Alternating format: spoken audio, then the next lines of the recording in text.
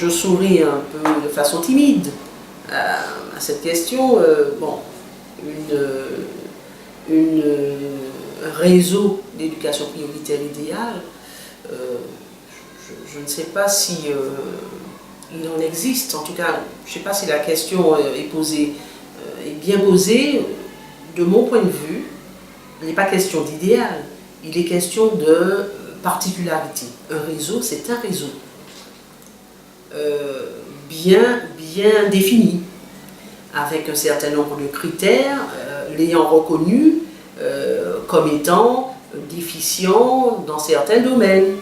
Donc évidemment, on va adapter en quelque sorte son champ d'action au regard d'un certain nombre de critères. Donc un réseau idéal en éducation prioritaire, l'idéal serait de ne pas en avoir.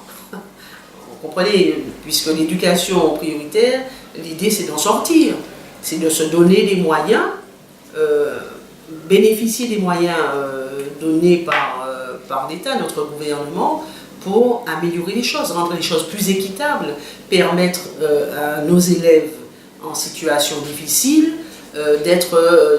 d'avoir une égalité des chances, en tout cas une égalité de réussite. Par conséquent, l'idéal serait que mes 4 réseaux en éducation prioritaire en sortent et ne pas rester justement dans ce confort effectivement de moyens supplémentaires, parce qu'il y en a.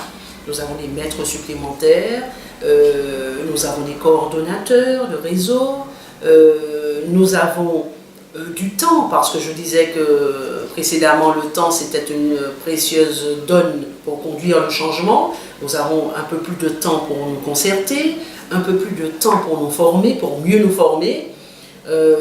Donc avec ça, moi l'idéal serait d'avoir un réseau, de ne plus avoir de réseau en éducation prioritaire et de montrer que le chemin que nous avons emprunté dans chacun des réseaux, finalement, avec des croisements communs, mais des particularités. Chaque réseau est différent, au fond.